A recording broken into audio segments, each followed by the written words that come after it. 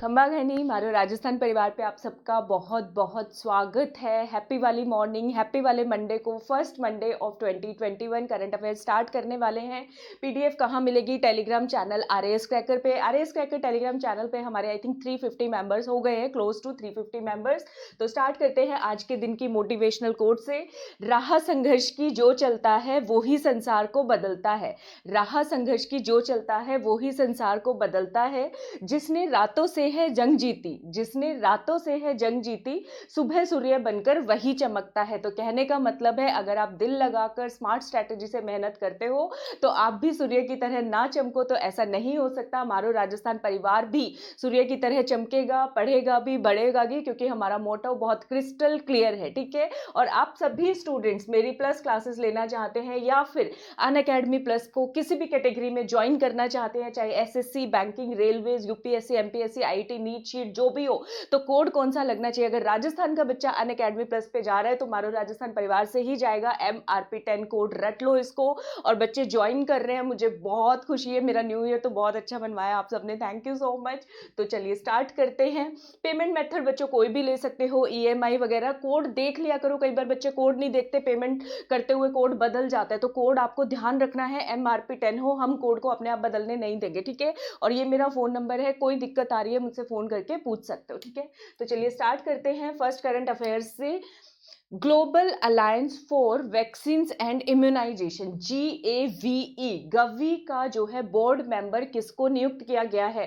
Doctor Shashi Tharoor को, doctor JP Nadda, Adar Poonawalla या फिर डॉक्टर हर्षवर्धन को? तो वैक्सीन इम्यूनाइजेशन की बात हो रही है, मतलब हेल्थ की बात हो रही है। हेल्थ की बात हो रही है तो इसका मतलब जो हेल्थ मिनिस्टर है उन्हीं को बनाया गया है। तो किसको बनाया गया है? गवी का जो है बोर्ड मेंबर डॉक्टर हर्षवर्धन को बनाया गया है। इन्होंने किसकी जगह ली है? बच्चों जिसकी भी जगह ली होगी किसी ना किसी को तो हटाया ही होगा, है ना? अरे किसी ना किसी को तो हटाया ही होगा। ठीक है। तो किसको हटाया है वो भी देख लेते हैं। वो म्यांमार के हैं। ठीक है। तो उनके नाम में मैं क्यों बोल रही हूँ किसी को तो हटाया होगा, उनके नाम में हटवे शब्द आ रहा है। तो म्यांमार के मिंट हटवे की जगह लेंगे। ठीक है। म्यांमार के मिंट हटवे की ये जगह लेने वाले हैं, इसलिए। ठीक है। बोर्ड के मेंबर बन गए हैं। ये जो है ग्लोबल अलायंस है, पूरे वर्ल्ड में वैक्सीन इम्यूनाइजेशन से रिलेटेड जो भी काम होगा उसकी ऑर्गेनाइजेशन है, उसकी संस्था है। तो डॉक्टर हर्षवर्धन जो है कौन सा एरिया देखेंगे? साउथ ईस्ट एशिया, दक्षिण पूर्व एशिया और वेस्टर्न पैसिफिक रीजनल ऑफिस वाला एरिया देखेंगे। ठीक है। कब से कब तक का कार्यकाल होगा इनका? 1 जनवरी 2021 से 31 दिसंबर 2023 तक, यानी कि कितने साल के लिए बनाए गए हैं? 2 साल के लिए बनाए गए हैं। क्लियर है सबको? उसके बाद नेक्स्ट देखते हैं हम। ठीक है। गवी को क्यों बनाया गया था? इस संस्था को बनाया गया था वैक्सीन जो है, बहुत सारे जो डिजीज है, बहुत सारी जो बीमारियां होती हैं उनकी रोकथाम की जाए वैक्सीन के थ्रू और उसमें सुधार लाया जा सके। ठीक है। बहुत सारे गरीब देश है जहां पर वैक्सीन नहीं पहुंच पाती है, तो वहां तक भी वैक्सीन को पहुंचाने के लिए इसको जो है बनाया गया है। इसका हेडक्वार्टर कहाँ है बच्चों? इसका हेडक्वार्टर है, इसको याद करो। देखो, गवी मतलब एक तरीके से क्या है? वैक्सीन दे रहे हो, एक तरीके से दवाई है। ठीक है। दवाई हम क्यों लेते हैं? अपनी जान को बचाने के लिए। ठीक है। और फिर चाहे वो मीठी हो या कड़वी हो, लेकिन लेते किस लिए है? अपनी जान को बचाने के लिए। तो याद कर लो, दवाई तो खाते हैं, वो तो फिर भी कड़वी हो सकती है, लेकिन जो वैक्सीन लेते हैं उसका टेस्ट तो पता नहीं चलता हमें, इसलिए वैक्सीन स्वीट है, वैक्सीन मीठी है। तो गवी का जो हेडक्वार्टर है जान बचाने के लिए जिनेवा में है। ठीक है। और स्वीट है ये, इसलिए याद कर लो स्विट्जरलैंड के अंदर है। तो कहां पे इसका हेडक्वार्टर? जिनेवा, स्विट्जरलैंड के अंदर। अब तो नहीं भूलोगे। कब बनाई गई थी ये संस्था? जनवरी 2000 के अंदर बनी थी। गवी संस्था, global alliance for vaccine and immunization, कब बनी है बच्चों? जनवरी 2020 के अंदर बनी है। ठीक है। तो इसका यही काम है कि सारे एरियाज में देखना वैक्सीन का काम कैसा चल रहा है, इंप्लीमेंटेशन कैसा हो रहा है, लागू कैसे किया जा सकता है। अच्छा बच्चों, ये कंफ्यूजन तो होता है, किसी का हेडक्वार्टर न्यूयॉर्क में है, किसी का हेडक्वार्टर स्विट्जरलैंड में है, किसी का कहीं, किसी का वॉशिंगटन। तो हम यहाँ पे जिनेवा, स्विट्जरलैंड के जितने भी हेडक्वार्टर से एक ही जगह पे कर लेते हैं। ठीक है। देखो, गवी जो बनाई गई, एक तो गवी का है, ये तो अभी अभी कर लिया, हाल ही में करके चुके हैं। ठीक है। अब ये जो है सबसे ज्यादा जरूरत किसकी होती है? जो बिल्कुल ही मतलब गरीब देश है उनको, जहां के लोग बहुत ज्यादा लेबर करते हैं। तो इंटरनेशनल लेबर ऑर्गेनाइजेशन ILO का हेडक्वार्टर भी कहां पे है? जिनेवा, स्विट्जरलैंड के अंदर हो गया। ठीक है। अब यहाँ पे जो है एक और संस्था है जो लोगों के लिए हेल्थ से रिलेटेड बहुत सारे काम करती है, तो वो है रेड क्रॉस। तो रेड क्रॉस भी यहाँ पे आएगा। International committee of red cross का हेडक्वार्टर भी कहाँ पे है? जिनेवा स्विट्जरलैंड के अंदर है। और कौन कौन से हैं? स्विट्जरलैंड में बहुत सारे रिफ्यूजीज भी जाके रह सकते हैं, तो United Nations high commissioner for refugees, इसका भी हेडक्वार्टर कहाँ पे है? जिनेवा स्विट्जरलैंड में है। और भी है, रुको, वर्ल्ड मेट्रोलॉजिकल ऑर्गेनाइजेशन WMO का भी, और वर्ल्ड ट्रेड ऑर्गेनाइजेशन का भी, और बच्चों इंटरनेशनल टेली कम्युनिकेशन यूनियन का। तो इनके कीवर्ड्स याद करते हैं ताकि आप भूलो नहीं, पेपर के अंदर भूलना नहीं है, हमें रटना है ना भाई। तो एक सेकंड रुको, मैं याद करवाती हूँ आपको, ठीक है।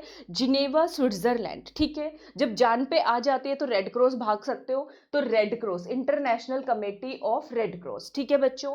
बहुत सारे लेबर्स वालों लोगों को भी हमें सुविधाएं देनी है, तो इंटरनेशनल लेबर ऑर्गेनाइजेशन। जो बाहर से रिफ्यूजीज आए हैं उनको भी देनी है, वो भी स्विट्जरलैंड में जाके रह सकते हैं। United Nations high commissioner of refugees का भी है। वर्ल्ड मेट्रोलॉजिकल ऑर्गेनाइजेशन, ठीक है, मौसम विभाग जो है वर्ल्ड का, अंतरराष्ट्रीय मौसम विभाग वो। वर्ल्ड ट्रेड ऑर्गेनाइजेशन, व्यापार कैसे होगा। और इंटरनेशनल टेलीकम्युनिकेशन। कहने का मतलब क्या है, कीवर्ड्स याद करो, labour, refugees, telecommunication, trade, red cross और मेट्रोलॉजिकल, मौसम वाला विभाग जो है, वो सारे के सारे हेडक्वार्टर्स कहाँ पे है बच्चों? जिनेवा स्विट्जरलैंड के अंदर है। हिंदी में देख लो, श्रमिक संगठन, ठीक है, रेड क्रॉस, और रिफ्यूजी मतलब शरणार्थियों के लिए, मौसम विज्ञान संगठन, व्यापार संगठन और दूर संचार संघ। तो ये आप कीवर्ड से याद करोगे तो आपको याद रह जाएगा, स्विट्जरलैंड जिनेवा में हेडक्वार्टर है, और गवी तो है ही, ठीक है, गवी तो है ही। चलो अगला क्वेश्चन करते हैं। अभी कैबिनेट ने हाल ही में एक इंडिजिनियसली डेवलप्ड आकाश मिसाइल सिस्टम है, उसको एक्सपोर्ट करने को, अब हम सिर्फ बनाएंगे नहीं, हम बाहर बेचा भी करेंगे आकाश मिसाइल हमारी दूसरे देशों को, उसको जो है मंजूरी मिल गई है, आकाश के एक्सपोर्ट को मंजूरी मिल गई है। तो आकाश जो मिसाइल है, कौन सी किस्म की मिसाइल है ये पूछा गया है। सतह से सतह, सरफेस टू सरफेस मार्क करने वाली है।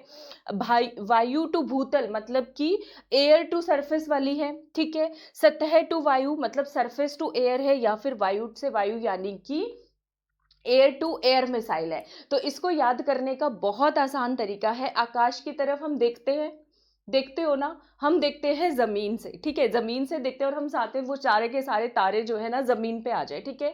तो ये मार्क कैसे करेगी? Surface to air, Akash missile surface से खड़े होके, अपनी धरती से खड़े होके आकाश को देख रहे हैं, तो क्या आंसर होगा इसका?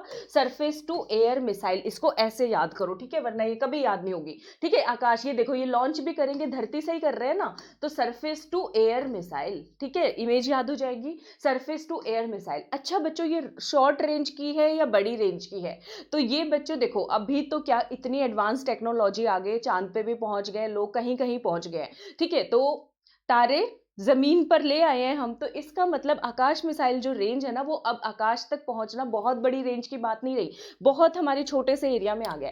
तो आकाश की जो रेंज है बच्चों छोटी है, 25 किलोमीटर तक है। कितनी है?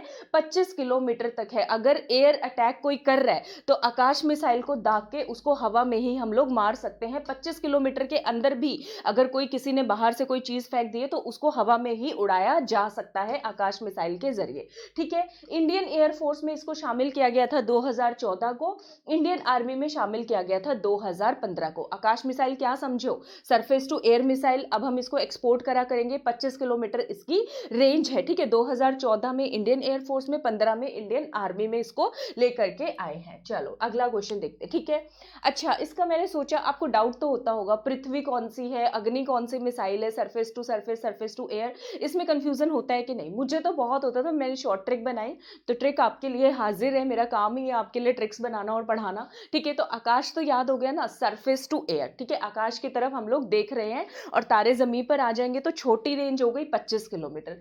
पृथ्वी मिसाइल देख लो, पृथ्वी पे है, ठीक है, तो पृथ्वी पे हर चीज पृथ्वी से पृथ्वी ही होगी, तो सरफेस टू सरफेस मिसाइल, इसमें हवा का और किसी चीज का कोई काम नहीं है, हवा पानी का, पृथ्वी धरती से धरती, ठीक है। तो सरफेस टू सरफेस मिसाइल है, और कैसी है? शॉर्ट रेंज मिसाइल है, बैलिस्टिक मिसाइल है, ठीक है। आजकल तो सफर सबका बहुत छोटा हो गया, एक कॉन्टिनेंट से अमेरिका जाना हो तो भी बहुत आसान है, रशिया जाना हो तो भी बहुत आसान है।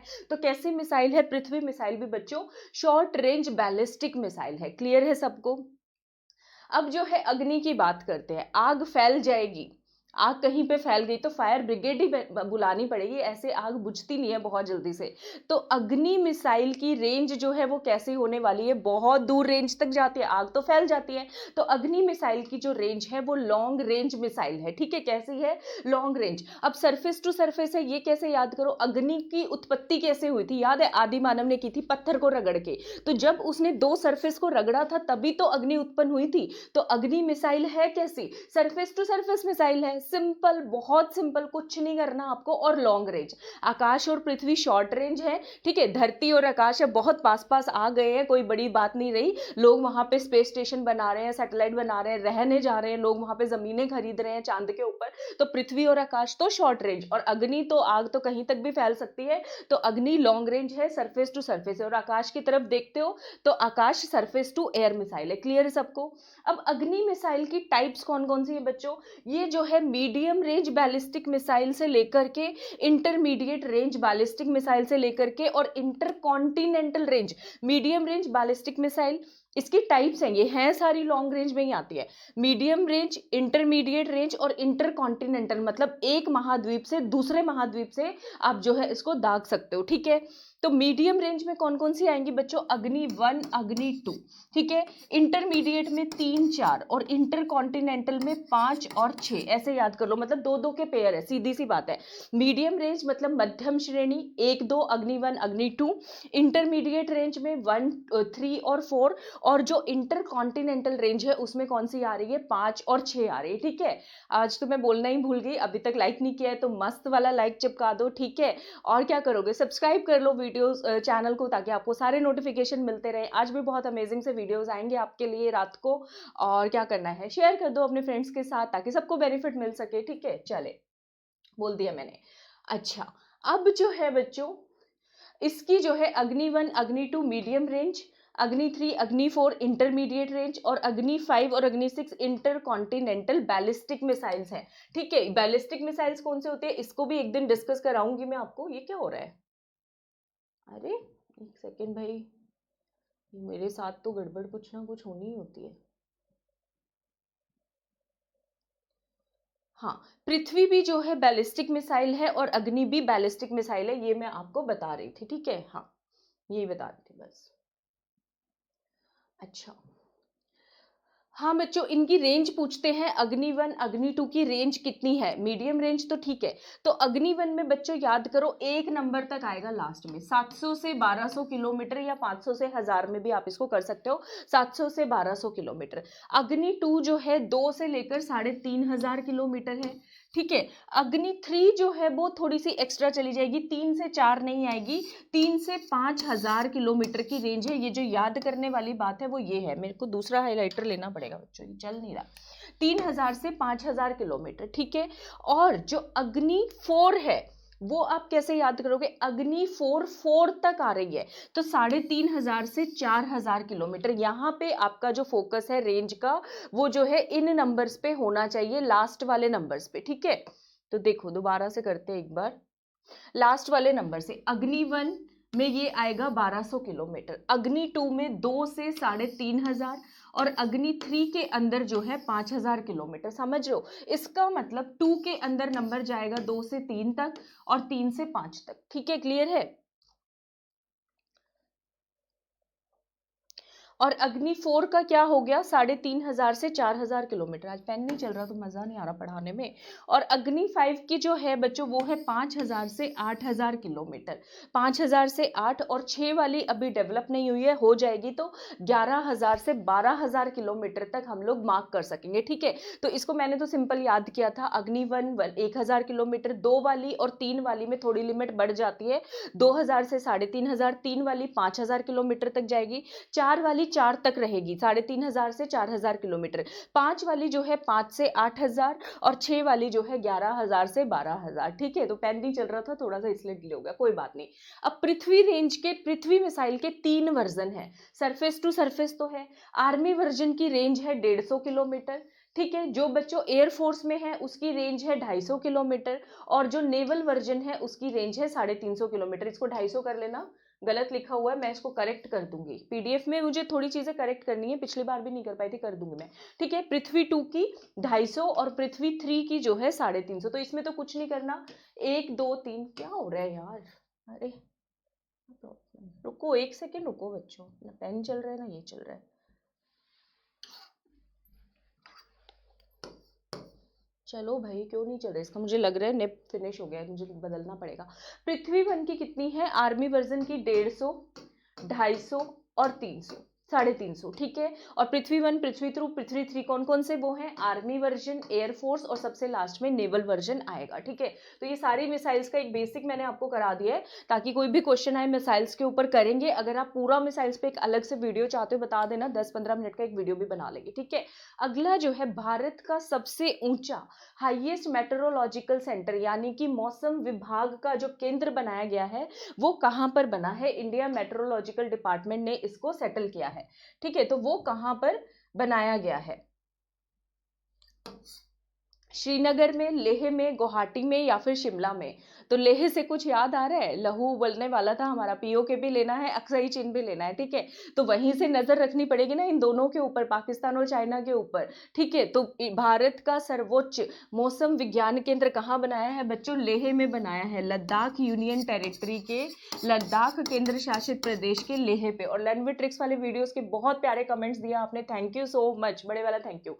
किसने लॉन्च किया, union minister of earth sciences, जो हेल्थ मिनिस्टर्स हैं वही जो है अर्थ साइंसेज के मिनिस्टर हैं, डॉक्टर हर्षवर्धन। ठीक है, केंद्रीय पृथ्वी विज्ञान मंत्री जी द्वारा इसका जो है उद्घाटन किया गया, लॉन्च किया गया वीडियो कॉन्फ्रेंसिंग के थ्रू। हाइट कितनी है, कितनी ऊंचाई पर बना है, 3500 मीटर की ऊंचाई पर बनाया गया। कितनी ऊंचाई पर बनाया गया बच्चों, 3500 मीटर की। ये दूसरा मेट्रोलॉजिकल सेंटर है हिमालय के अंदर। ठीक है, हिमालय के अंदर दूसरा, पहला कहां पे है याद है, मैंने कहा था हम चलते हैं नॉर्थ ईस्ट घूमने, टाटा बाय बाय करते हो, तो अरुणाचल प्रदेश के ईटानगर में जो है पहला मेट्रोलॉजिकल सेंटर है आईएमडी का, जो हिमालय के अंदर लोकेटेड है। ठीक है, तो हिमालय का ये दूसरा है, भारत का सबसे ऊंचा है। इसका काम क्या होगा, लोकलाइज्ड एरिया में, छोटे से लोकल एरिया के अंदर भी ये मौसम विभाग की जानकारी देगा। कौन कौन से में, लेह में और लद्दाख वाले एरिया में।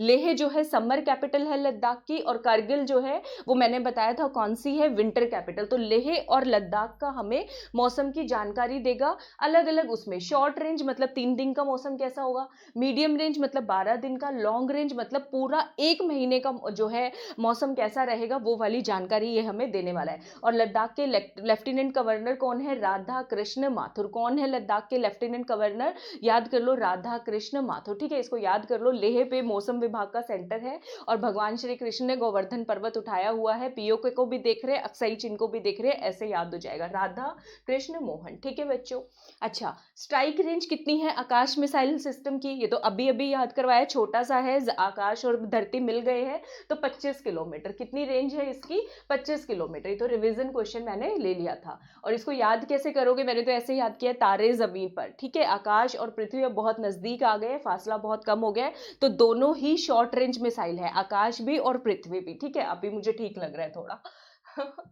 बीच में गड़बड़ हो जाती कभी कभी, कोई बात नहीं। भारत का पहला पोलिनेटर पार्क कहाँ पे खोला गया है अभी हाल ही में, पोलिनेटर मतलब कि परागकण करता पार्क। ठीक है, उत्तर प्रदेश, सिक्किम, हिमाचल या फिर उत्तराखंड, तो ये खोला गया है बच्चों पोलिनेटर पार्क उत्तराखंड के अंदर। उत्तराखंड में एक और भी गार्डन खोला गया था, भारत का सबसे पहला मॉस गार्डन, अगर याद हो तो, मॉस गार्डन उत्तराखंड के कहाँ पे खोला गया था, वो खोला था बच्चों नैनीताल पे। याद है, मैंने कुछ याद करवाया था, नानी मौसी, मौस से मौसी और नैनीताल से नानी, तो नानी मौसी इकट्ठा याद करोगे तो कभी कंफ्यूजन नहीं होगा। भारत का पहला मॉस गार्डन नैनीताल में। पॉलिनेटर गार्डन कहाँ पे, हल्द्वानी के अंदर। तो पॉलिनेशन का मतलब क्या होता है, मेल और फीमेल जो प्लांट्स होते हैं वो पॉलिनेट करते हैं।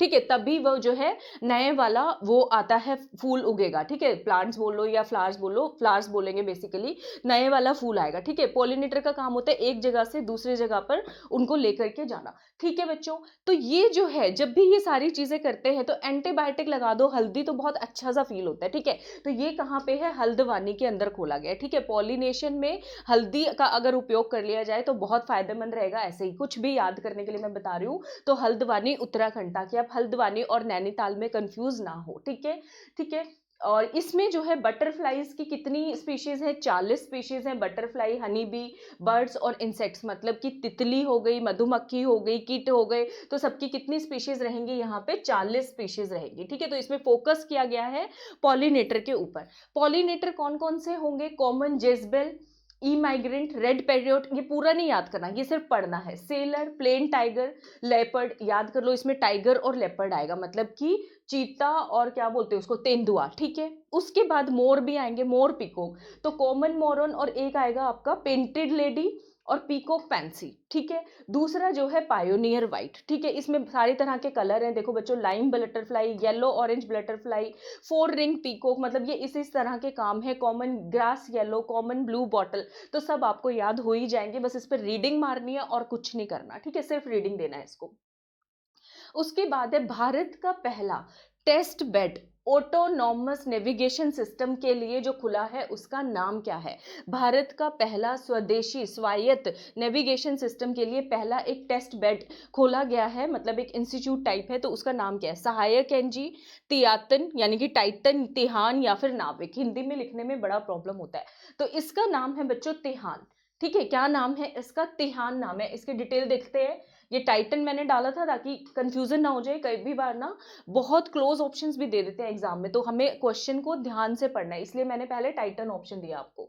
ठीक है, तो ministry of education Ramesh Pokhriyal Nishank ji ने इसका उद्घाटन किया है।